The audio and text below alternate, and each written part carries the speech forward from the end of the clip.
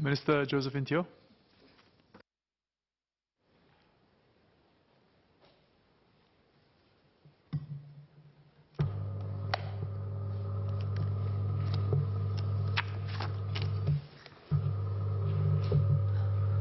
Mr. Chairman, I thank members for all of your cuts. Let me start by updating you on the labour market. Overall, it improved in 2018. Total employment went up, unemployment rate remains low, and there were fewer retrenched workers. On average, workers are earning higher incomes. However, I'm always mindful that there are residents who would like to work but have not found jobs. And there are also those whose jobs and wages have not improved. MOM will try our best to help everyone. What are our challenges? First, the global economic environment is more uncertain. In the fourth quarter of 2018, total employment still grew, but more slowly. The unemployment rate inched up just slightly. There could be headwinds.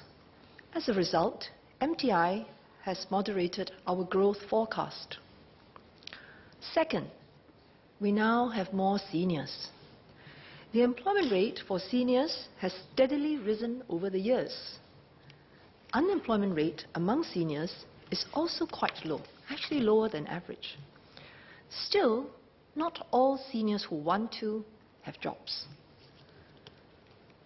Third, labour market performance across sectors is uneven. There has been some restructuring, but productivity growth actually slowed down in 2018 compared to 2017. The gaps in some sectors are worrying. They are not keeping up with the rest of the economy and their peers in other developed countries. In the medium to longer term, what are the prospects to improve job quality and grow wages in these sectors? That is why we are moderating foreign manpower growth in services. It was not an easy decision, but we have to spur further efforts to restructure. This was a hot topic. MPs have given their views on this move during the budget debate and MTI's COS debate. I will address them later. But first, let me provide an overview of MOM's responses to all of your cuts. My response alone may take about an hour. I will speak on three areas: how we will walk the tech journey with our workers, provide better assurance, and support senior employment. Minister of State Zaki had earlier spoken about how we uplift the wages and skills of our low-wage workers. He will elaborate on partnerships with industry and the broader community. In addition to support for low-wage workers, we should also support persons with special needs and protect the safety and health of our workers. Senior Parliamentary Secretary Low Yen Ling will speak on our additional efforts to support women, fresh graduates, and ex-offenders in the workforce.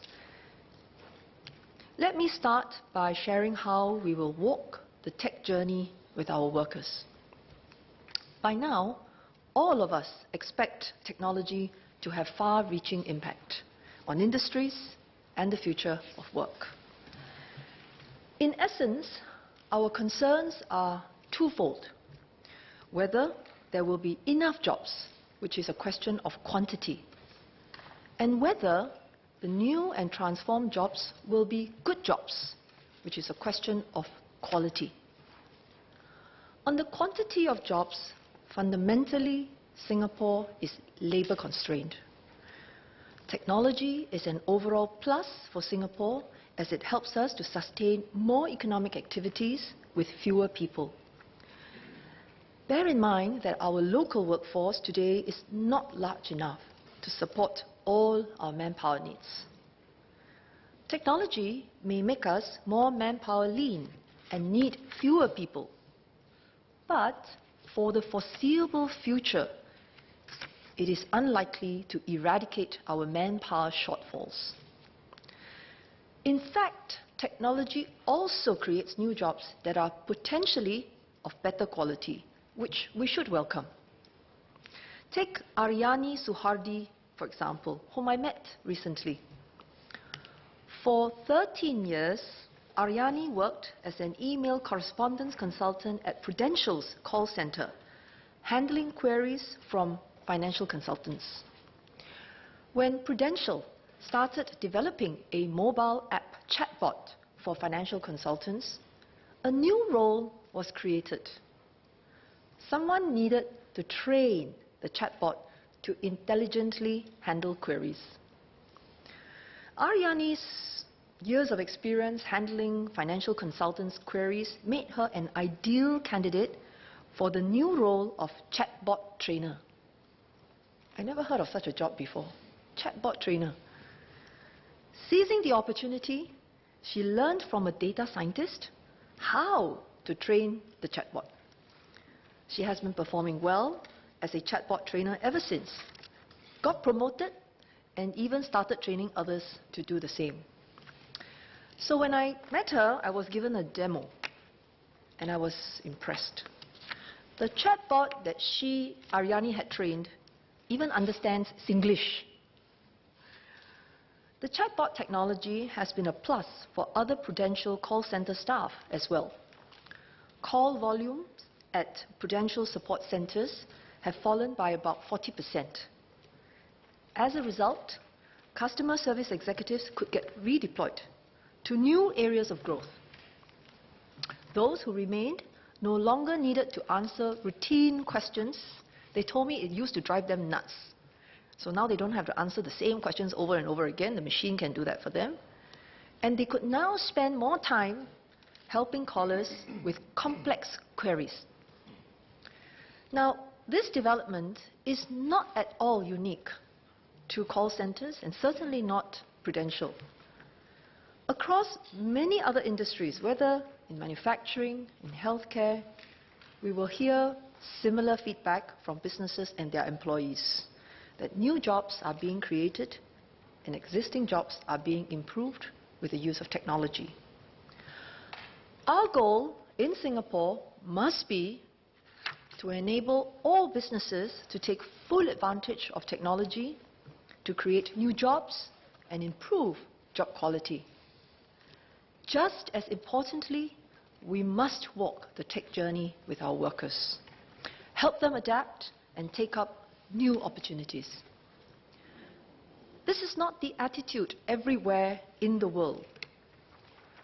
Driven by fear, there is growing resistance in some places to workplace and industry transformation. In Singapore, we are in a strong position to seize the opportunities that come with technological change.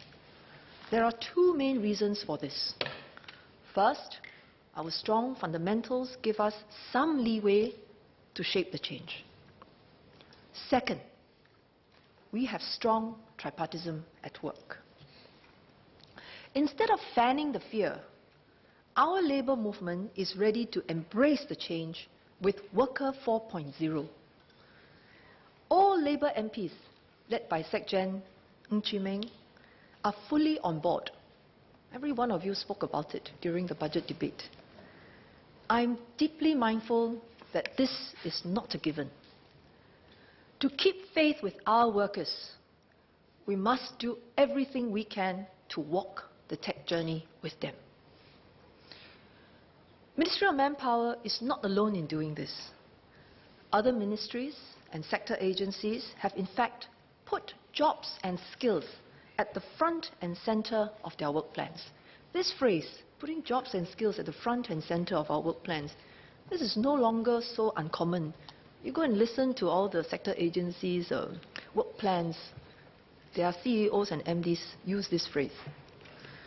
For example, as Minister Ong and SMS Chi had shared, our institutes of higher learning are expanding the number of work-learn programs. MOE also support employers' efforts to upskill and reskill their workers through initiatives such as the Nanyang Polytechnic's National Center of Excellence for Workplace Learning, because you need to build that capability in infrastructure.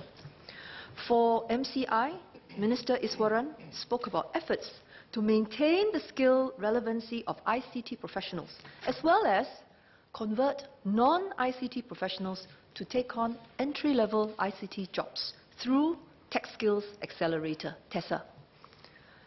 Ministry of Health, MND and MOT will also share their efforts to strengthen worker training in the healthcare, built environment and transport sectors.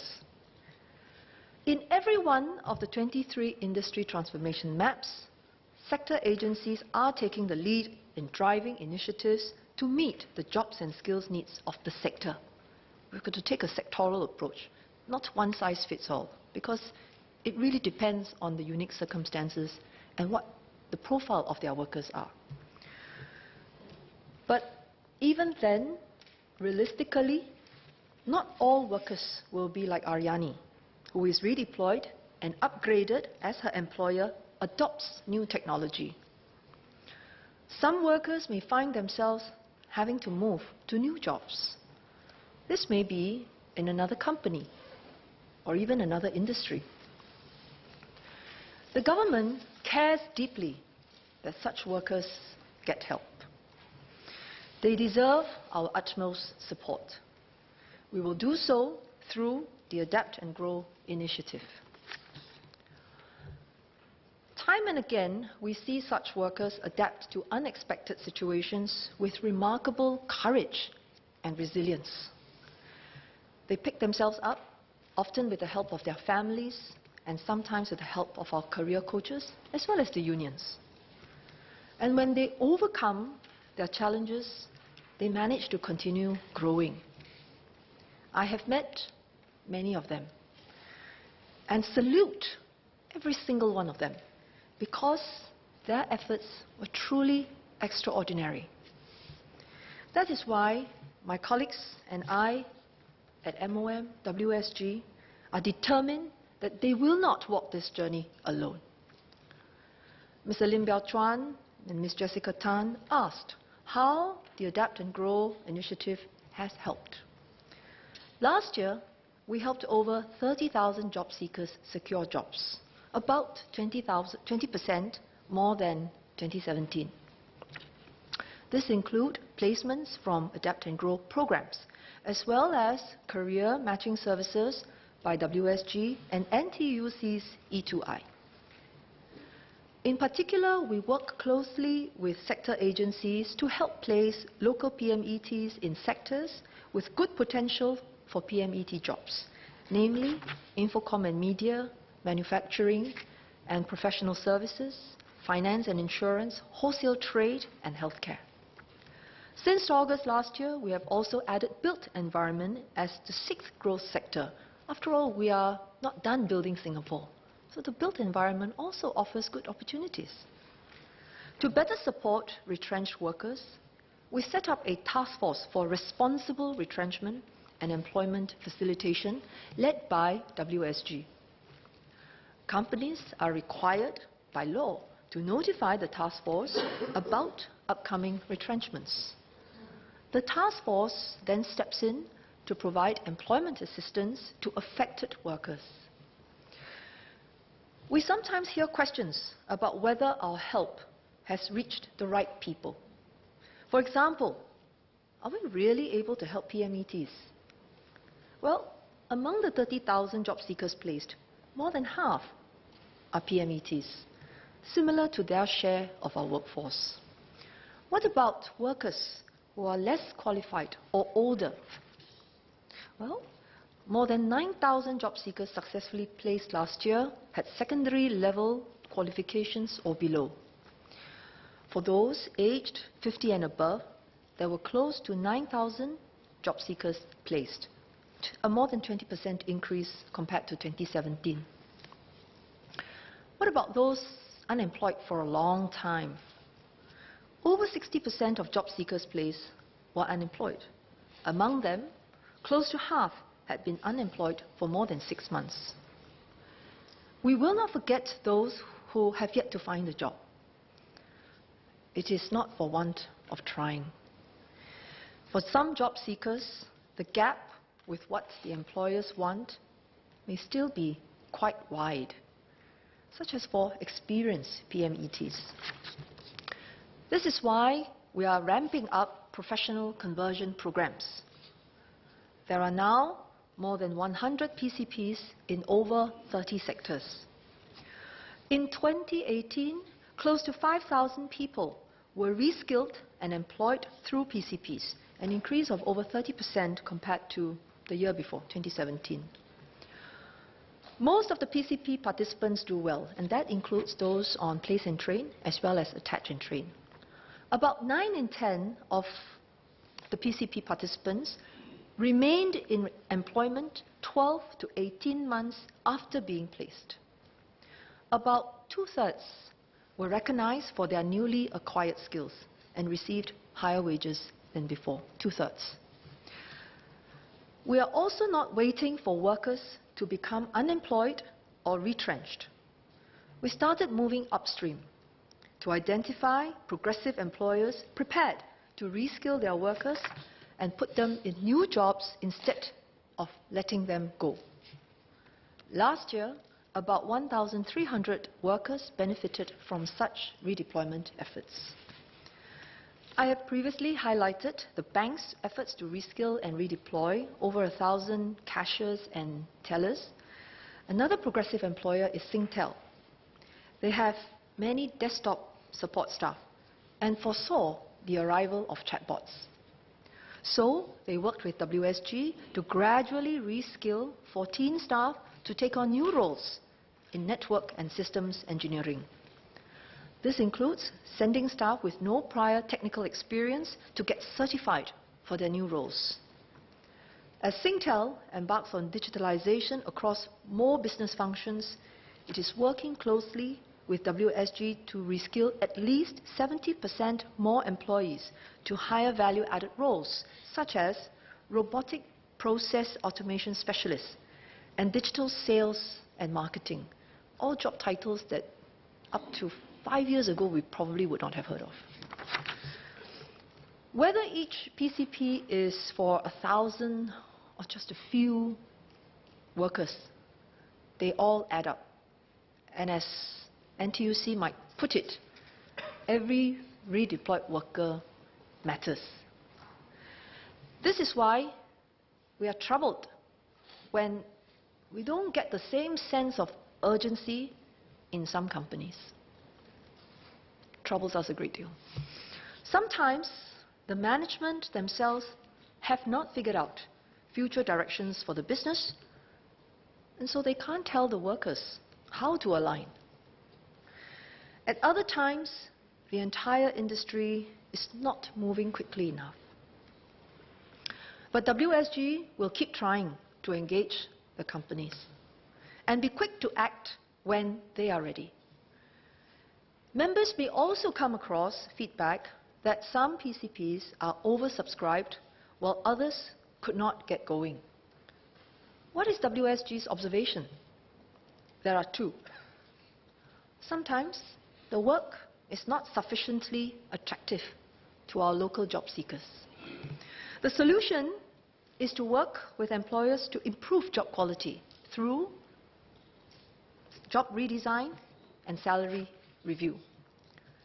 In other instances, there is interest from the job seekers, but the employers have set too high a bar or may have relied too much on years of experience or academic qualifications to shortlist the candidates. So they find they have no shortlist. How can WSG help? A great example is the Artificial Intelligence Software Developer Attach and Train PCP, offered by DigiPen. DigiPen is our partner. So this is Artificial Intelligence Software Developer Attach and Train. So no job offered at the start, but attach and train, because we know there will be demand. The take-up for the program was initially very miserable. Companies were looking for almost ready candidates, such as science and technology, engineering, math, STEM graduates, already proficient in C++, programming language.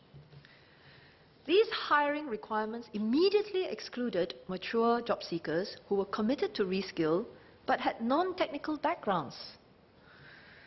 WSG and DigiPen did not give up. They convinced the hirers to adjust their hiring criteria and training. They tried out just 3 applicants. At the end of the 6-month program, 2 had picked up the required skills and were successfully placed as software developers. This example shows us that given the right support, mature PMETs can switch into new technical and seemingly daunting roles. However, it also reminds us that the numbers are not always big. Each PCP takes much time and effort to get right. And even with the best efforts, not every job seeker will get through. So we need different kinds of support. Sometimes we need to help close the salary gap between what the job seeker hopes to get because he has legitimate financial commitments at home. But there is still a gap with what the employer is prepared to give, especially at the start. We do this through the Career Support Program, CSP. Last year, more than 1,200 job seekers were placed with the help of CSP. Nearly 90% had been unemployed for more than 6 months. As the Minister for Finance had announced, we will extend CSP by 2 years. Sometimes job seekers and employers are just unsure about each other. So we have career trial, which Mr. Patrick Teo and Dr. Intan Azura asked about. Career trial helps job seekers and employers get to know each other better before signing on the dotted line. Last year, about 730 job seekers obtained jobs through this scheme. This is an increase of over 40% compared to 2017. Senior Minister of State and Deputy Secretary Heng Chee Hao called for more support for caregivers to re-enter the workforce through part-time work. I support his call. Although career trial was just enhanced last year, we will further enhance it to include part-time jobs. This means that unlike previously, the jobs available for career trial will include both full-time and part-time jobs. We hope this will benefit more job seekers with caregiving responsibilities. For employers too, we hope it will help them become more comfortable with managing part-time work. To help more job seekers, WSG must itself leverage technology. Last year, we introduced mycareersfuture.sg. It gives job seekers a smarter and more efficient tool for skills-to-job matching. Mr. Patrick Teo and Mr. Lim Biao Chuan will be pleased to know that JobsBank and My Careers Future have been well utilized by both job seekers and employers. Since its launch in April last year, the site received more than 2 million visits and over 1.7 million applications.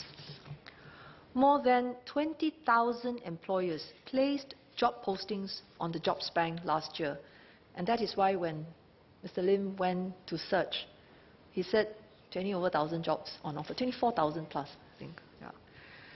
Now, among these postings, less than 15% were to fulfill the Fair Consideration Framework advertising requirements.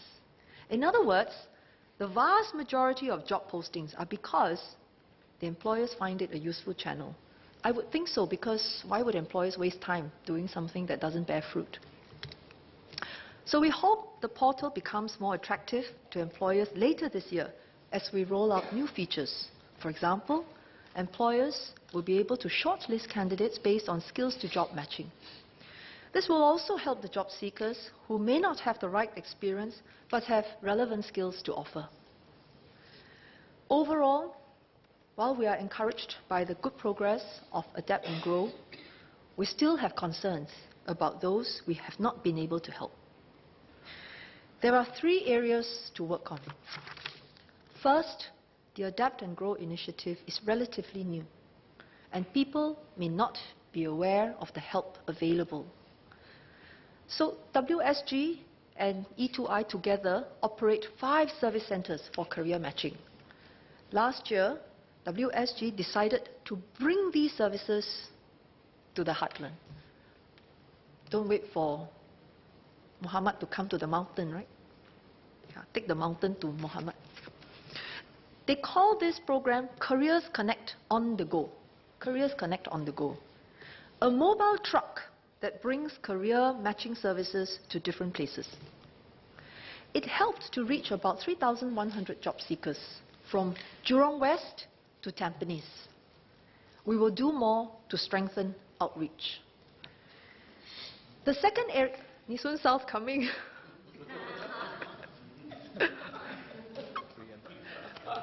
I couldn't help it. I'm very sorry. The second area of improvement. In fact, I'm not sure whether we have actually been to Nee Soon South already. But the second area of improvement is our programs. Take PCPs, for example, which we will need more of.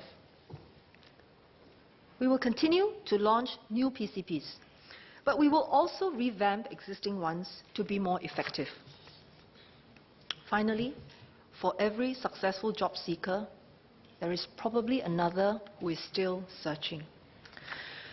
The change in employment situation may have come too suddenly. They need time to come to terms with it. Adjusting expectations is very much a part of this process, and some adjust faster than others. Quite often, career coaches tell me this because I meet them regularly. Quite often, there are other difficulties, such as tensions at home, that are distracting them from the process. Our career coaches are there to support, to handhold these job seekers so that they know there is help and hope. But prevention is always going to be better than cure. We should help as many as we can stay relevant so that they need not be displaced at all. NTUC's Worker 4.0 and Training Council initiatives therefore deserve strong support. Besides Adapt and Grow, another way in which we walk the tech journey with workers is to better support self-employed persons, which Ms. Jessica Tan and Mr. Chen Shomao raised concerns about. Up to now, the much feared tsunami of gig work has not quite materialized, certainly not in Singapore. And even when I check in with my counterparts abroad, not quite. A proxy for gig workers are our SEPs, self-employed persons, even though most of them are in traditional occupations like taxi driving, real estate marketing, insurance or financial advisory. In absolute numbers, there were actually fewer SEPs in 2018 compared to 2017. Their share of the resident workforce has also been consistent for well over a decade, at 8 to 10%. So last year, closer to the 8%. Part of the reason is that the labour market has improved. Compared to a year ago, the share of SEPs who prefer regular employment has fallen sharply from about 20% to below 10%. Of those who are still SEPs, most did not try looking for regular work because they might have found the jobs if they tried. The vast majority of the SEPs have told us it is their preference, and we respect it. We cannot predict how their numbers may grow in future, but it is better to be prepared. This is why we formed a tripartite work group to recommend ways to better support SEPs. Ms. Jessica Tan asked for an update on our implementation of the work group's recommendations, which I had shared at last year's COS debate. To reduce payment disputes, we launched the tripartite standard on contracting with SEPs last year. Close to 500 businesses have adopted the standard, covering 30,000 SEPs. We also made the Tripartite Alliance for Dispute Management available to SEPs if they wanted mediation services. And I can share with members that actually the numbers have been quite modest. Maybe it's an awareness issue, but maybe the problem is not as bad as is being described. So we will keep monitoring this. Numbers have not been very large. To shape contracting norms, because ultimately to mediate it's better to have a contract. So you must shape the contracting norms. We have just launched a new template. SEPs can make a request to their service buyers to put in writing the key terms of engagement, and this template shows them what kinds of things you put in the key terms of engagement to safeguard your interests. To support SEPs in adapting to technological changes, we worked with the tripartite partners and sector agencies to give them access to technical skills training through the relevant skills framework. So depending on which sector you are, if there is a sector that has got a relevant skills framework, better make sure that your needs are also taken into account and reflected in the skills framework. We are also supporting SEPs, associations such as the Singapore Coaches Association, to develop non-technical skills training so that SEPs are equipped to start and maintain their businesses in a viable fashion. Associate Professor Dr. Walter Teixeira and Mr. Chon Shamau asked how our CPF system can better enable SEPs to save for their retirement and healthcare needs. Currently, SEPs are required to contribute to their MediSave accounts on an annual basis. They can additionally make voluntary CPF top-ups to build up their retirement savings. They can do so anytime. But some SEPs face difficulties even making their MediSave contributions, so they default. This is why we will introduce a Contribute as You Earn scheme, CAYE. It will help the SEPs make small, regular contributions to MediSave instead of bigger lump sums at year end. Government, as the service buyer, is on track to pilot CAYE from first quarter next year. We will provide more details later this year. The work group had also highlighted the lack of options for SEPs to protect themselves from loss of income when they are unable to work due to illness or injury. To plug this gap, we worked with insurers to introduce prolonged medical leave insurance products. NTUC Income and Giga Cover have started to offer them as standalone products. Previously, there were none.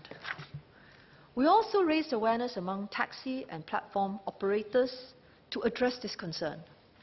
Grab and Gojek have been progressive by recently providing free PML insurance coverage for their regular drivers. ComfortDelGro Taxi is also considering options. These are promising developments. Mr. Patrick Tay and Ms. Sylvia Lim raised concerns about underemployment. Mr. Zainal Sapari wrote about it last year.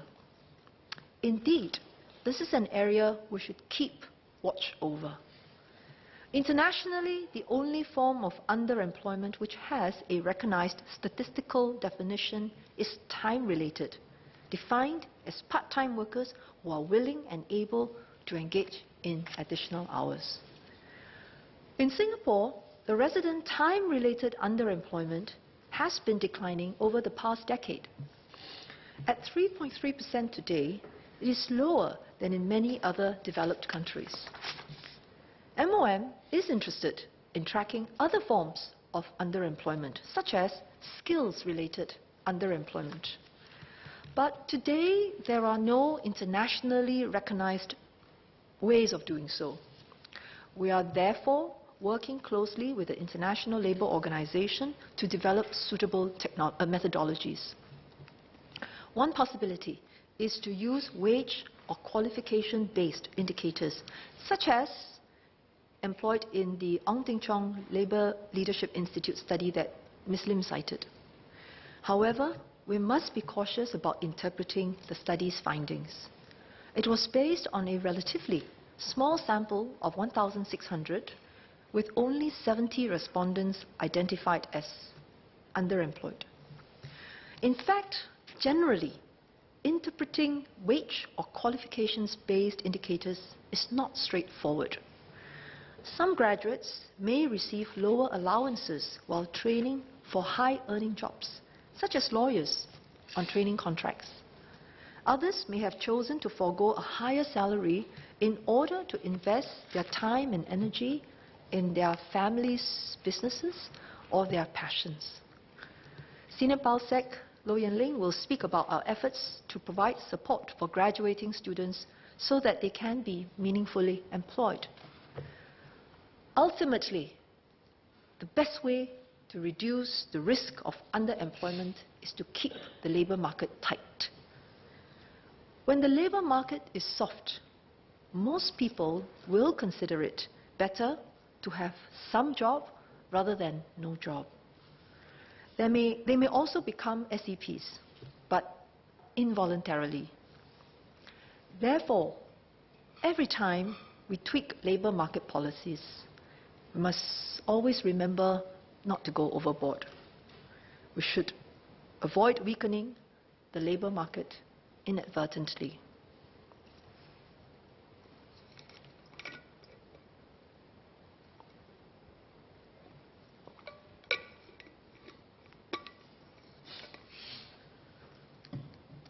This is why the decision to tighten foreign worker policy was very carefully considered. In the end, we decided we need a stronger push to restructure and be more manpower lean.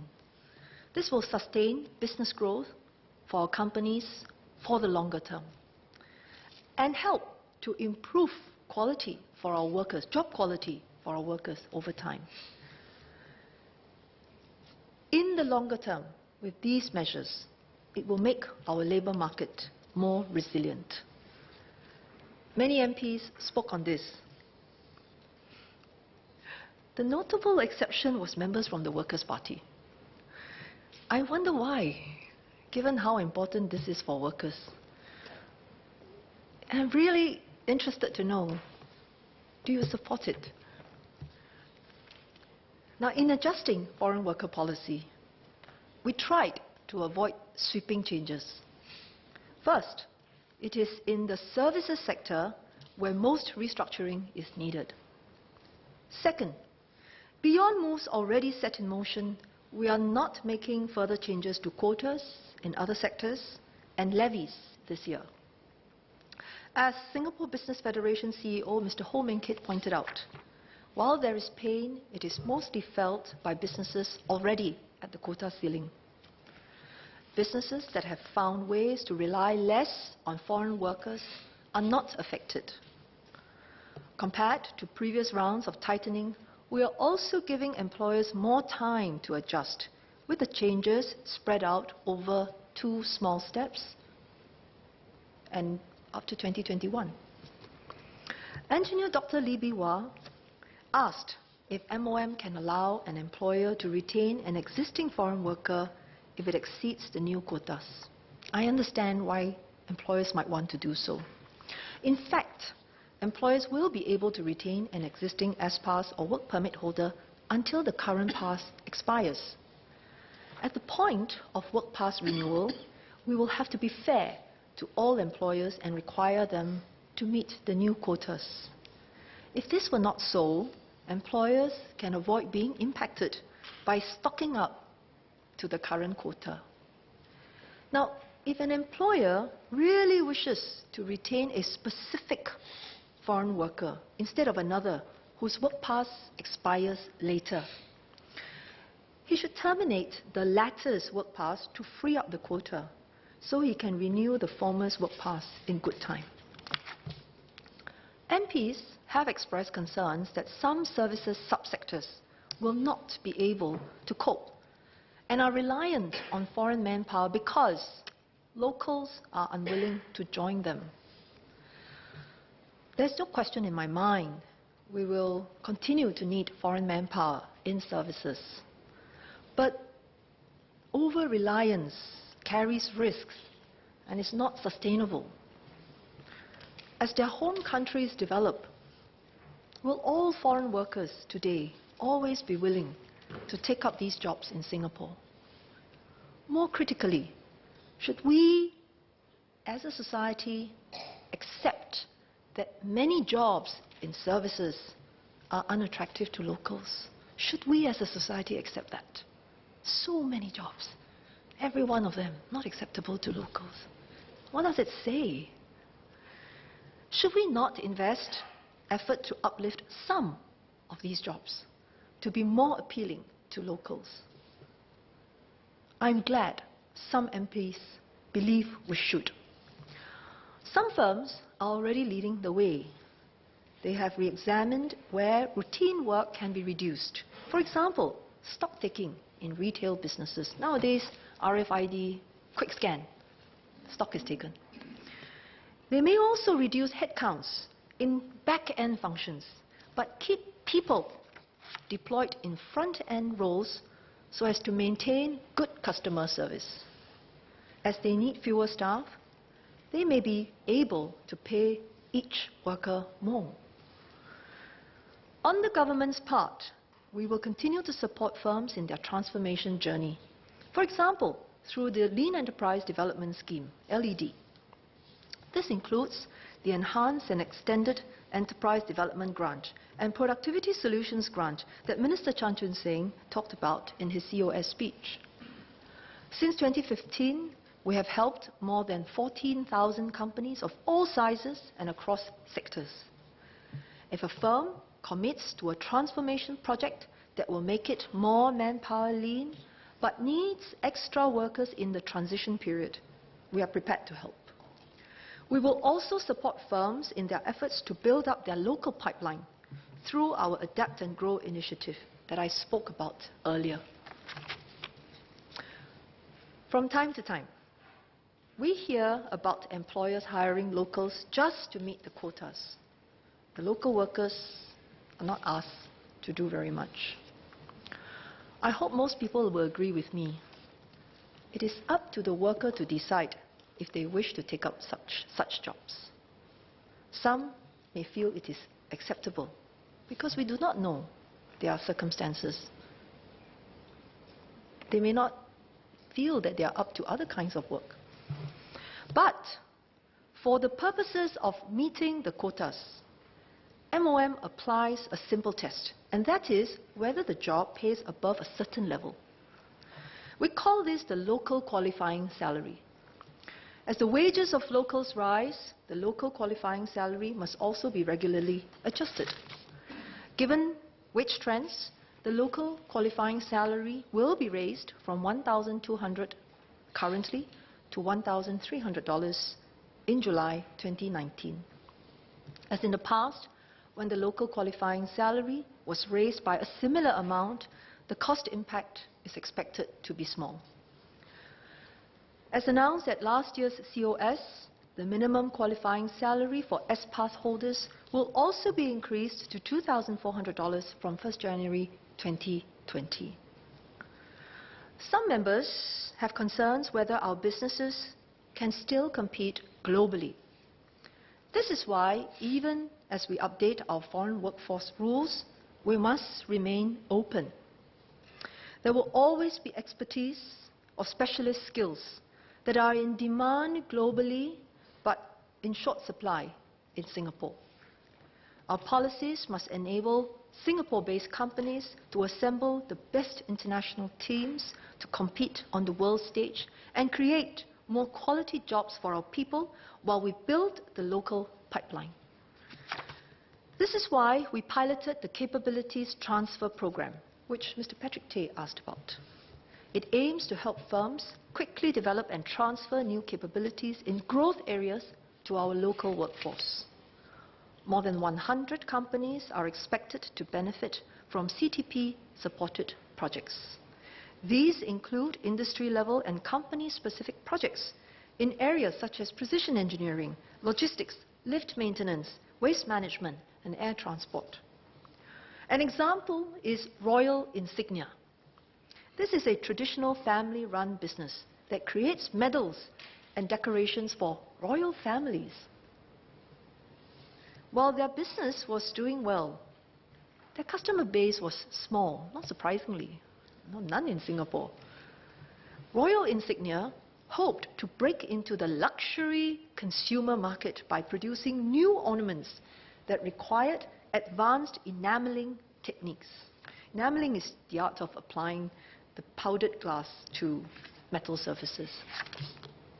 As this was a rare technique, they had to consult with Russian universities and review many portfolios before they found the right expert, this Russian firm known as Daria.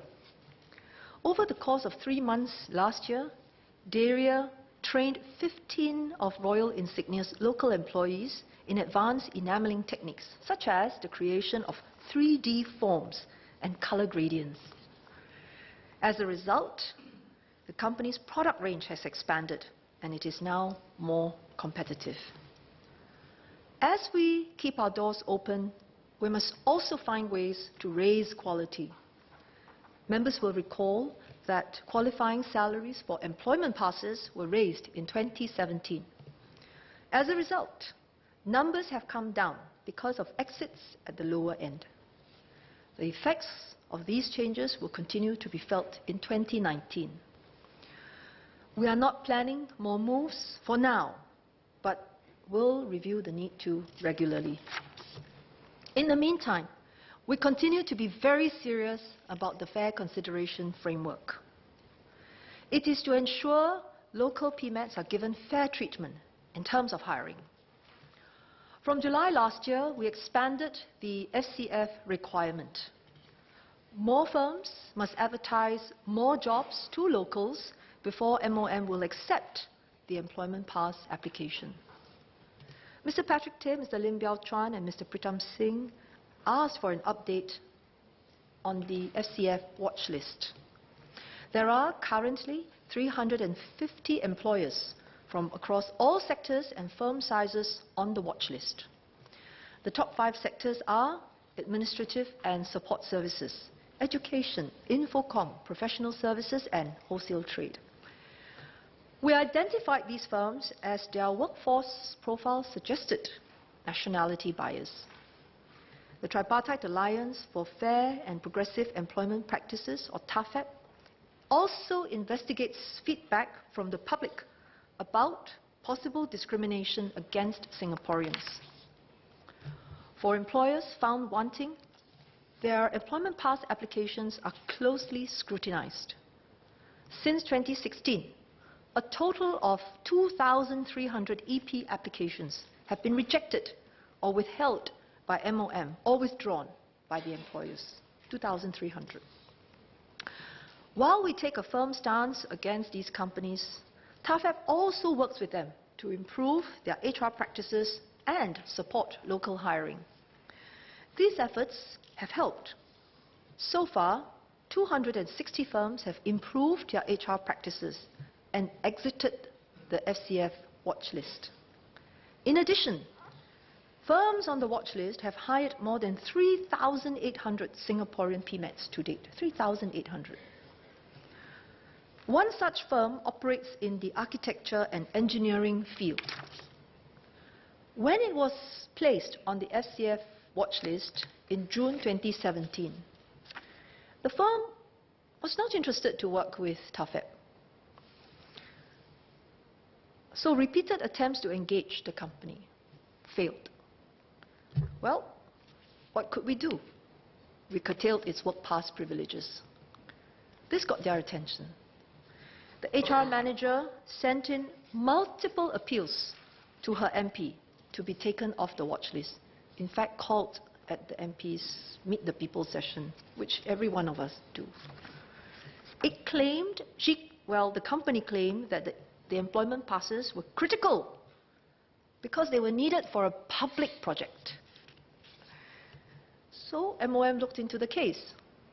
We consulted with the agencies actually overseeing the project.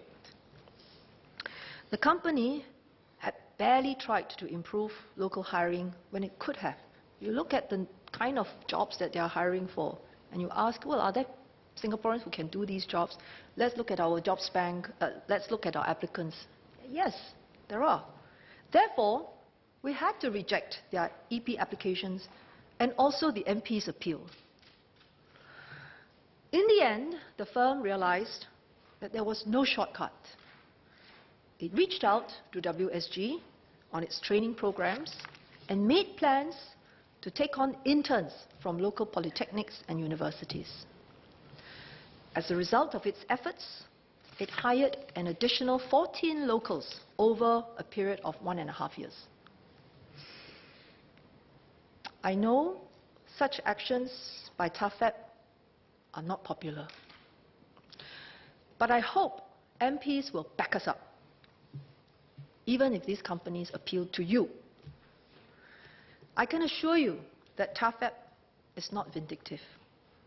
It only seeks to ensure that our PMET's interests are properly safeguarded. Employers who are fair to locals need not worry.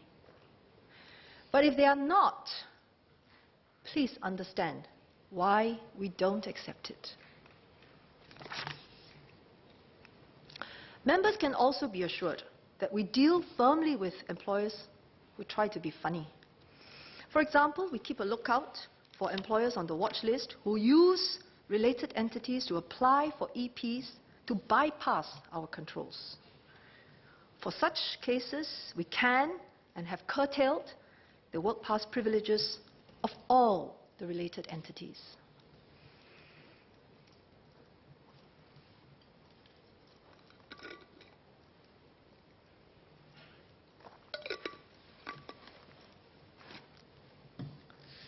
While we take unfair employers to task, we must also recognize fair and progressive employers. They make it a point to develop a strong local core, which is what we look for in the Human Capital Partnership Program, HCP. In 2018, we recognized about 130 new HCP firms. This brings the total number of HCPs to about 540, 40% of whom are small and medium enterprises. HCP firms' commitment to human capital development not only benefits their employees, but also allows them to better attract and retain local talent. Today, they employ more than 190,000 locals, which is about 8% of the total workforce. Local PMETs account for about 90% of HCP firms' total PMET workforce. Even at the senior levels to top levels, more than 80% are locals. Bread Talk is an example of such a progressive company. It invests heavily in human capital development through its in-house Bread Talk University. Its local training programs include online tutorials on food and workplace safety, Coursera subscriptions for its staff, and even curated courses with local universities. The company has also implemented role-specific career progression roadmaps for some of its frontline roles, which chart the skills they need at every level. Its progressive HR practices makes it an attractive place to work in. Mr. Chairman, let me now turn to the very important topic of supporting senior employment. Mr. Chong Ki-Hiong asked about the Work Pro scheme, which offers the Job Redesign Grant and the Age Management Grant to help employers make their workplaces more age-friendly. Over 1,750 companies and about 20,000 older workers have benefited from the Work Pro Job Redesign Program since it was enhanced last year. Under the Work Pro Age Management Grant, over 250 companies and 3,800 older workers have benefited. Progressive employers are making it easier for seniors to work. Take, for example, Madam Lim Swee Chun, who is in her early 60s. She chooses to work flexi hours on weekdays from 8:30 a.m. to 3:30 p.m. at Sushi Express, a progressive employer that implemented job redesign and flexible work arrangements. A former housewife, Madam Lim returned to work after her 4 kids grew up. This is her first job, and she enjoys being with her colleagues, many of whom are seniors as well. As everyone is well trained in all roles, they take turns covering each other's duties and rotating between stations every week. What does she do after work? She enjoys her free time with her friends, doing volunteer work at the temple, singing karaoke or line dancing at the community club. The current Work Pro funding period will end by June 2019. We believe it remains useful. We are reviewing it and will share the results when ready.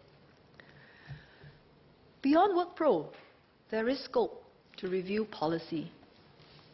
Our employment rate for seniors has in fact risen steadily over the years. We had raised the retirement age before. In 2012, we introduced re-employment after Japan started the practice.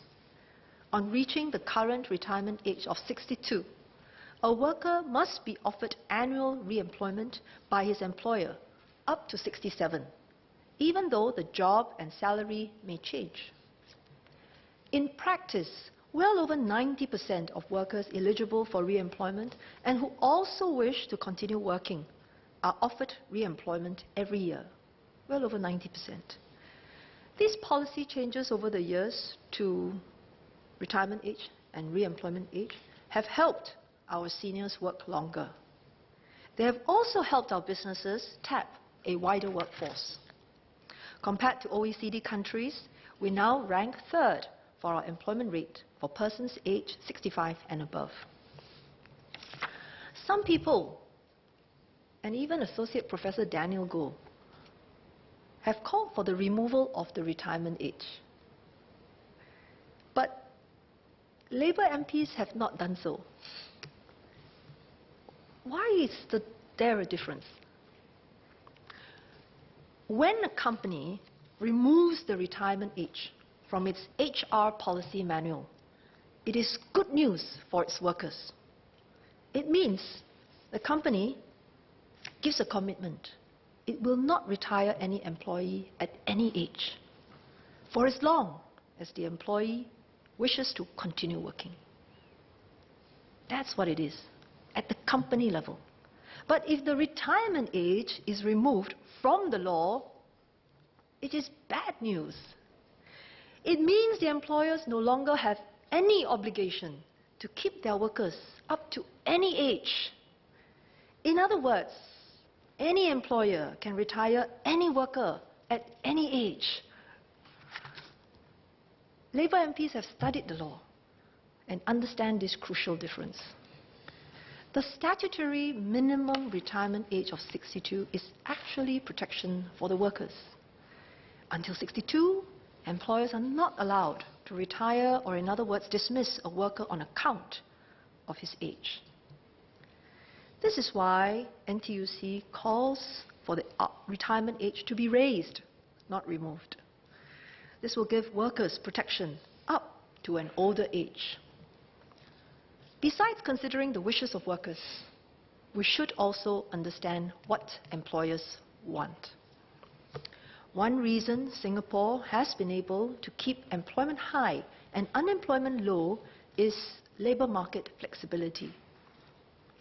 This flexibility ultimately benefits workers because it does not discourage employers from hiring them. This does not mean that we do away with rules completely. When rules are inadequate, workers' interests may be compromised. But when rules become too onerous, employment may suffer, which is also not in the workers' interests.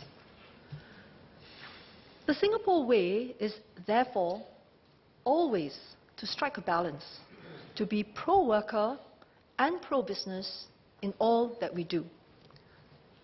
On key issues which concern both workers and employers, we must build a tripartite consensus that is also sustainable for the future. This is why, in May last year, I formed a tripartite work group on older workers. Among other things, the work group has been reviewing the longer-term relevance of the retirement age and the re-employment age. In many countries, it has been very hard to move on these issues. Deep distrust and division prevents people from focusing on the future. They keep harping on the past. Why certain changes should not have been made, why it's now compromising us. So they're always still talking about what happened 5 years ago, 10 years ago, and they cannot get past that debate to move to the future. We must try and avoid that and do better. The work group therefore consulted widely. It heard the views of workers and unions. It has also been meeting with employers, particularly the Singapore National Employers Federation, SNEF. It tries to balance views from both sides. It must also consider what is right for our country. At many times in the process, there were differences. The key question was, should we only raise the re-employment age beyond 67, but not the retirement age beyond 62? The answer was, in the beginning, not at all clear. Recently, the work group updated me on their thinking.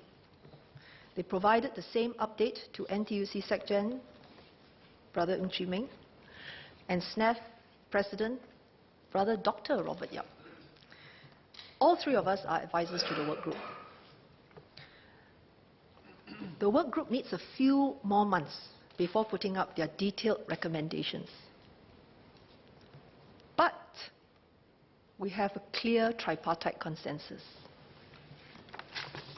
I'm glad that the work group believes we should raise both the retirement age and the re-employment age.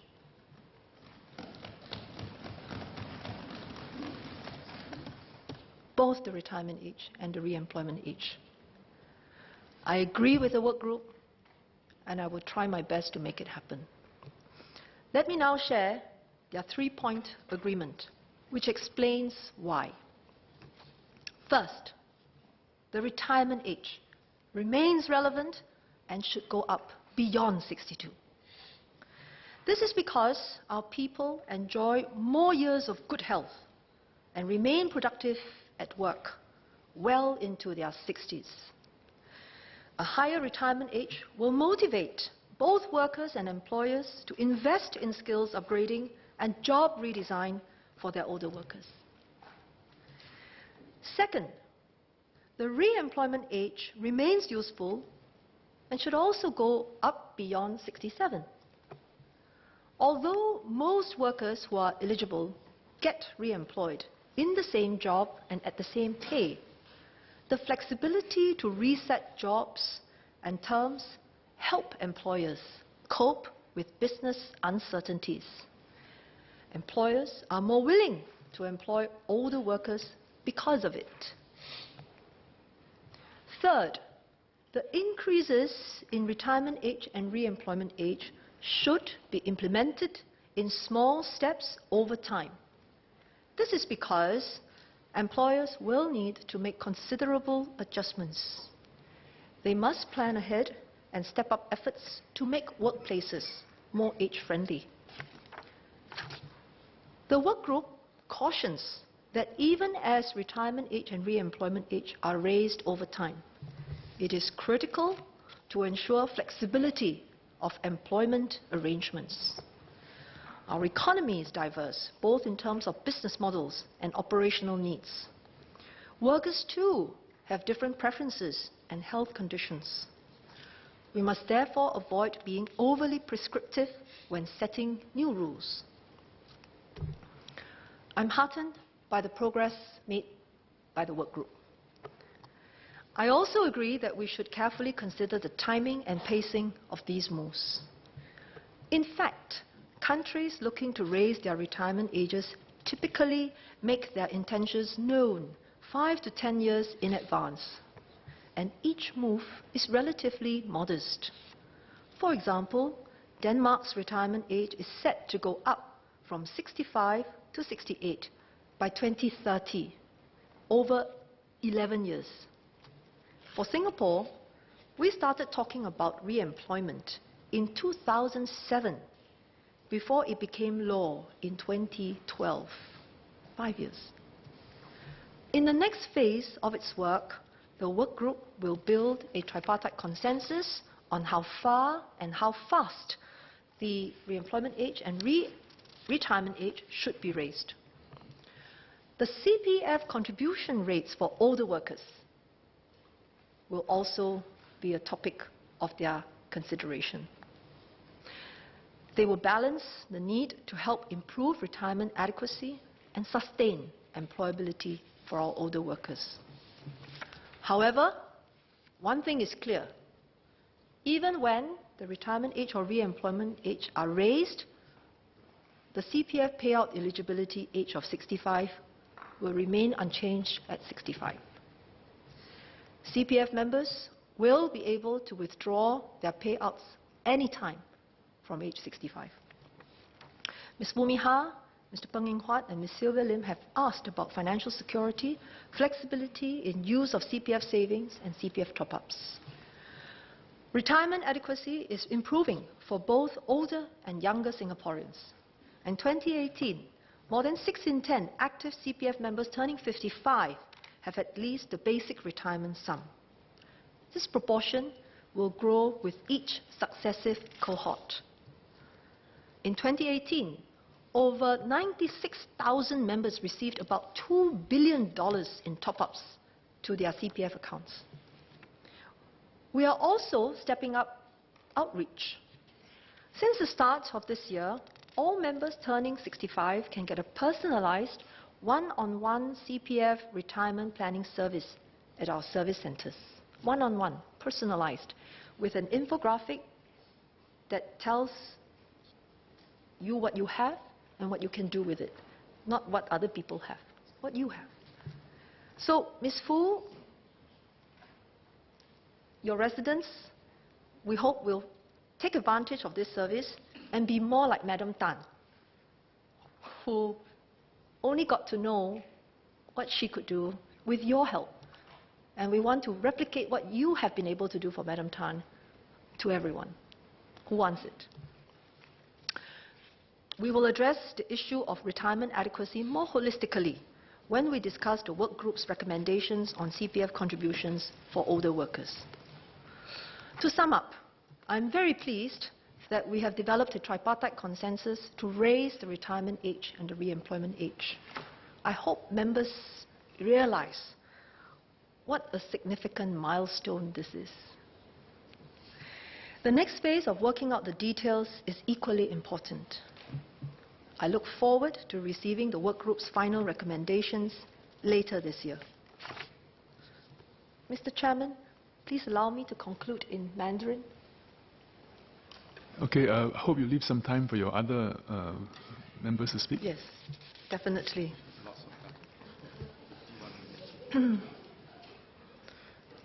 Your instructions are well noted, Mr. Chairman. 主席先生，随着人们的寿命延长，人力部将致力于更全面地支持我们的年长员工。事实上，过去10年，我国年长者的就业率增加了许多，和发达国家做比较，年长者的就业率也相当高。在本地，年龄介于55到64岁的年长者，3个人当中有2个人继续工作；65岁以上的长者，4个人当中也有1个人仍在职场。但是我认为我们还能够做得更多、更好。如果能够充分、良好地发挥年长员工的潜在力量，这将可以成为我国很大的优势。这正是我去年5月成立年长员工劳资政工作小组的目的，以重点检讨法定退休年龄、重新雇佣年龄以及年长员工公积金缴交率等重要课题。在推行任何改变之前，政府都会同工会和企业广泛磋商，听取各方的意见，考量各方的利益，尽量争取双赢的方案。上个星期，工作小组向全国职工总会秘书长黄志明部长、新加坡全国雇主联合会会长叶进国博士以及我汇报了工作的进展。工作小组还需要几个月的时间来总结检讨工作。不过，小组成员已经在3项重要的课题上取得了共识。首先，劳资政工作小组成员同意，从长远来看，我国有必要提高法定退休年龄。这将加强年长员工过了62岁以后的就业保障，也将激发雇主和员工更积极地提升技能，维持年长员工的工作效率。与此同时，目前定于62岁的重新雇佣年龄也应该提高，这将确保雇主保留灵活性，在综合考虑整体经济和企业状况后，适度调整年长员工过了退休年龄后的工资和工作，雇主因此可以更放心重新雇佣年长员工。第三，小组成员认为，退休年龄与重新雇佣年龄纵使提高了，还必须确保职场继续保持伸缩性，以照顾到雇主和员工团队的不同需求。我认为，工作小组的初步结论考虑得相当周全，整体上相当平衡。毕竟，在衡量工友、雇主等各方面的需要和利益时，必定有取舍。退休年龄与重新雇佣年龄应该在什么时候调整？调整的步伐与细节必须谨慎规划，以让雇主有时间做出相应的调整。接下来，工作小组也会研究年长员工公积金缴交率的课题，并将深思熟虑，以确保最终提出的建议能够帮助年长员工累积退休积蓄的同时，就业不受影响。我很期待接获工作小组的总结报告。新加坡的劳资政伙伴关系密切稳固，在许多重要的劳工课题上，通过有建设性的磋商，取得公有企业双赢的局面，在全球确实罕见。这让新加坡处于有利的位置，能为公有和企业充分掌握全球发展所带来的契机。企业在把握发展契机时，其中一个重要考量是必须如何保持持续性的发展。不少本地中小企业，特别是服务业者，多年引进外籍员工，以补助本地劳动队伍。这个做法到现时今日必须有所改变。随着其他经济体也在迅速发展，过度依赖越来越多的外籍员工，不是没有风险的。财政部长宣布，政府从明年起收紧服务业可雇佣外籍员工的配额，目的就是要减少服务业对劳力的依赖，激发服务业者转型。这次的外籍员工配额收紧，影响的只是服务业，因为其中一些领域仍然非常依赖劳力，其他领域、行业他们的配额依旧，政府也没有调高外劳税或修改就业准证等其他政策。政府做出这样的决定不是没有挣扎的，而这个决定给服务业所带来的冲击，我能够理解，也非常清楚。一些企业或许会问，部长，转型啊，谈何容易？我明白企业的担心，不过我也为他们担心。如果现在还不转型，以后面对更大的压力时，转型是否会更不容易呢？另一些企业或许会说，部长，我们这些行业这么辛苦，新加坡人哪里要做？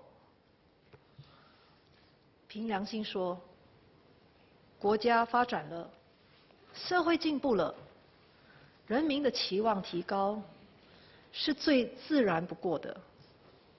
我为这些企业担心的是，新加坡人现在不愿意做的工作，外劳会不会永远都要做？会不会有一天，有些外劳也不肯，我不要做这些工作？那时候，我们的企业大量的工人要从哪里来？是否应该改良一部分的工作，让本地工人也可以接受，同时摊开雇主你们的人力风险？因此，从长计议，我们没有办法，必须加快转型的步伐。而我要向中小型企业说的是，让政府帮你，陪着你一起转型。我们能够帮你提高生产力，也能协助你改造一些工作，吸引国人加入。市面上其实有不少适合服务业者采用的方案，能够帮助业者成功转型，也能够帮助各行业成功改造工作，引进本地员工。主席先生，我相信，只要我们不放弃，只要能够结合本地企业坚韧的打拼精神，以及政府多方面的援助，我们的中小企业未来的路必定能走得更远，走得更好。谢谢。With your permission, Mr. Chairman, may I ask the clerks to distribute the handouts? Sure. And I'm done.